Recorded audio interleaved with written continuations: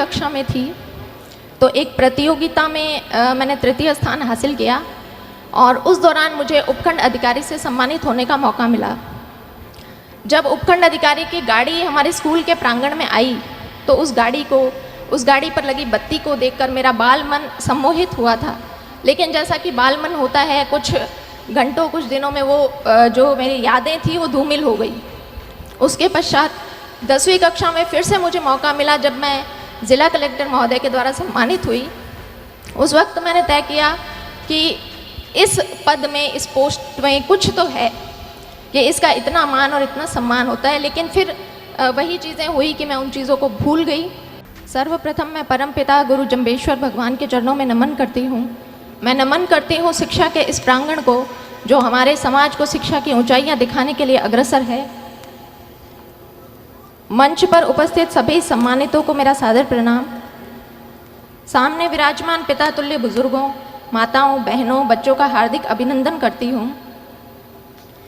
मैं धन्यवाद देना चाहूँगी समराथल फाउंडेशन की कोर टीम को, जिन्होंने आज मुझे शिक्षा के इस मंच पर व्याख्यान देने का सुनहरा अवसर प्रदान किया है।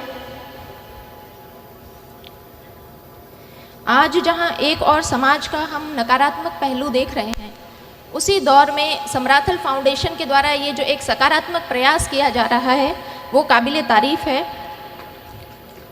जैसा कि जवाहरलाल नेहरू ने कहा था कि स्कूल जो हैं वो आधुनिक भारत के मंदिर हैं, और इसी वक्तव्य को यथार्थ करने का प्रयास समराथल फाउंडेशन के द्वारा किया जा रहा है।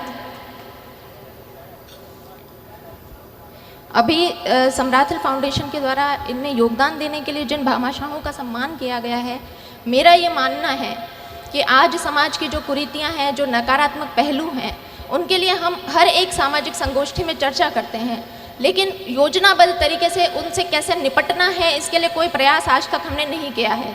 समराथल फाउंडेशन ने इसके लिए एक कदम उठाया है।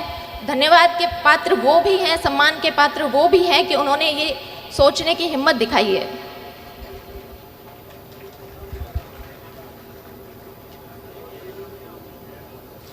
मैं आशा करती हूँ, जैसा अभी स्टेज से अनाउंसमेंट हुआ, कि जिन बच्चों ने अभी प्रतिभा खोज परीक्षा दी है वो इस पंडाल में मौजूद हैं, और अगर यहाँ मौजूद नहीं है तो वो यूट्यूब या अन्य किसी यूट्यूब आदि सोशल मीडिया से वो जुड़े होंगे। तो आज आप सभी बच्चे ज़िंदगी के ऐसे मोड़ पर खड़े हैं जहाँ आपके सामने बहुत सारी चुनौतियाँ, संघर्ष आने वाले हैं। इन संघर्षों से यदि आपको लोहा लेना है तो आपको मोटिवेटेड रहना होगा। अब कुछ जिज्ञासु बच्चों के मन में यह प्रश्न आ सकता है कि ये मोटिवेशन क्या होता है और हमें इस मोटिवेशन की आवश्यकता क्यों पड़ेगी। तो मोटिवेशन होता है किसी व्यक्ति का लक्ष्योन्मुखी व्यवहार है, उसे ऊर्जान्वित करना, उसे सक्रिय करना मोटिवेशन होता है। तो क्या ये मोटिवेशनल स्पीचेस सुन के आप सेल्फ मोटिवेटेड हो जाएंगे? बिल्कुल होंगे, लेकिन आने वाले सिर्फ 24 और 48 घंटों के लिए होंगे। तो जिस प्रकार से हमारे शरीर में किसी तत्व की कमी हो जाती है, हमें उसके लिए सप्लीमेंट्स लेने पड़ते हैं।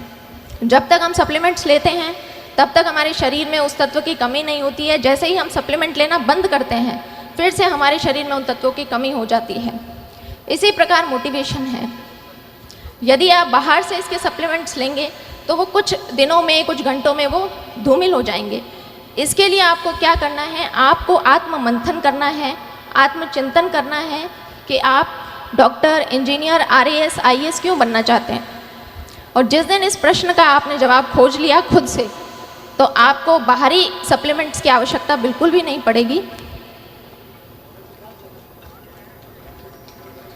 जब मैं 8वीं कक्षा में थी तो एक प्रतियोगिता में मैंने तृतीय स्थान हासिल किया और उस दौरान मुझे उपखंड अधिकारी से सम्मानित होने का मौका मिला। जब उपखंड अधिकारी की गाड़ी हमारे स्कूल के प्रांगण में आई तो उस गाड़ी पर लगी बत्ती को देखकर मेरा बाल मन सम्मोहित हुआ था। लेकिन जैसा कि बाल मन होता है, कुछ घंटों कुछ दिनों में वो जो मेरी यादें थी वो धूमिल हो गई। उसके पश्चात 10वीं कक्षा में फिर से मुझे मौका मिला जब मैं ज़िला कलेक्टर महोदय के द्वारा सम्मानित हुई। उस वक्त मैंने तय किया कि इस पद में, इस पोस्ट में कुछ तो है कि इसका इतना मान और इतना सम्मान होता है। लेकिन फिर वही चीज़ें हुई कि मैं उन चीज़ों को भूल गई।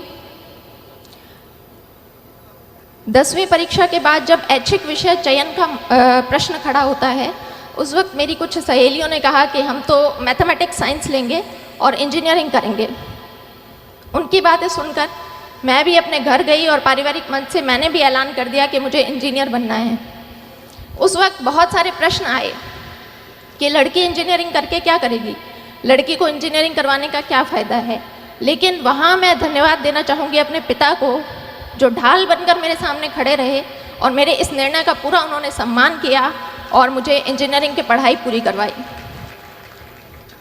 इंजीनियरिंग की पढ़ाई 4 साल पूरी करने के बाद मैं फिर से एक ऐसे बिंदु पर खड़ी थी जहाँ से बहुत सारे रास्ते निकल रहे थे और उन रास्तों में से मुझे किसी एक रास्ते का चयन करना था। कोई विशेष गाइडेंस मार्गदर्शन तो मेरे पास नहीं था, लेकिन परिवारजनों से विचार विमर्श किया और तय किया कि बैंक की काफ़ी भर्तियाँ खुली हुई है और मुझे बैंक का एग्ज़ाम देना चाहिए।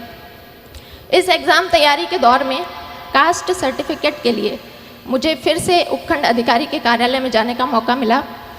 उस दिन उनके कार्यालय के बाहर भीड़ को देखकर फिर से एक बार मुझे लगा कि इस पोस्ट के लिए मैं ट्राई कर सकती हूँ।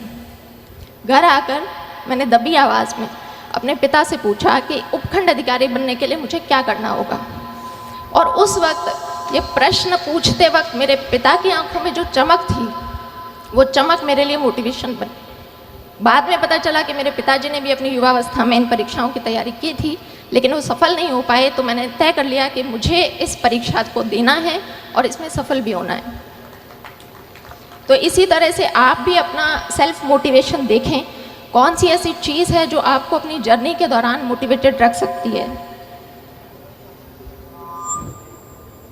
मैंने RS 2013 की परीक्षा दी, उसमें मेरी 77वीं रैंक से चयन हुआ, लेकिन चूँकि RS के पद कम थे इसलिए मुझे राजस्थान लेखा सेवा अलॉट हुई। मैंने दोबारा प्रयास किया और 2016 में मुझे प्रॉपर RS मिला। तो आज जब ये बच्चे किसी परीक्षा की तैयारी करने के लिए आए हैं तो एक पैटर्न होता है कि हमारा एक समूह बनता है, हमारा एक ग्रुप बनता है। मैं आप सभी लोगों से अनुरोध करूंगी कि अपने उस ग्रुप का चयन बहुत सोच समझ कर करें। जब मैंने प्रारंभिक परीक्षा अपने घर से तैयारी करके पास की, मेंस के लिए मैं जयपुर गई। वहाँ पर शुरुआती दिनों में कुछ मेरे ऐसे दोस्त थे जिनका हर वक्त यही कहना होता था कि भर्ती तो सिर्फ 700 पदों पर निकली है, हमारा नंबर कहाँ आएगा। हमसे पहले भी बहुत से बच्चे हैं जो तैयारी कर रहे हैं, हमारा नंबर कहाँ आएगा। तो मैं भी उन शुरुआती दिनों में काफ़ी नेगेटिविटी से घिर गई थी। फिर मैंने तय किया कि जब परीक्षा तो देनी ही है तो क्यों ना अपना समूह बदल लिया जाए। फिर मैंने 2 ऐसी लड़कियों का चुनाव किया जो मेरे ही बैकग्राउंड से थी। हमारा बस एक ही डिस्कशन रहता था कि भर्ती तो सैकड़ों पदों पर निकली है, हमें तो सिर्फ एक पद चाहिए। और आज हम तीनों लड़कियां RS अधिकारी हैं और वो जो ग्रुप जो नेगेटिविटी की बातें करते थे वो आज भी RS की परीक्षा दे रहे हैं। इसलिए आप पॉजिटिविटी बनाकर रखें। मैं अपनी बात को कंक्लूड करना चाहूँगी कि यदि आपने सोच ही लिया है कि आपको रणभूमि में उतरने का आपने मानस बना ही लिया है, तो आपकी तैयारी ऐसी होनी चाहिए कि प्रश्न पत्र में किसी भी प्रकार की गुगली डाली जाए, आप नॉट आउट वहाँ पर डटे रहें। 4 बांस 24 गज अंगुल अष्ट प्रमाण, ता ऊपर सुल्तान है, मत चूके चौहान। जय हिंद, जय भारत।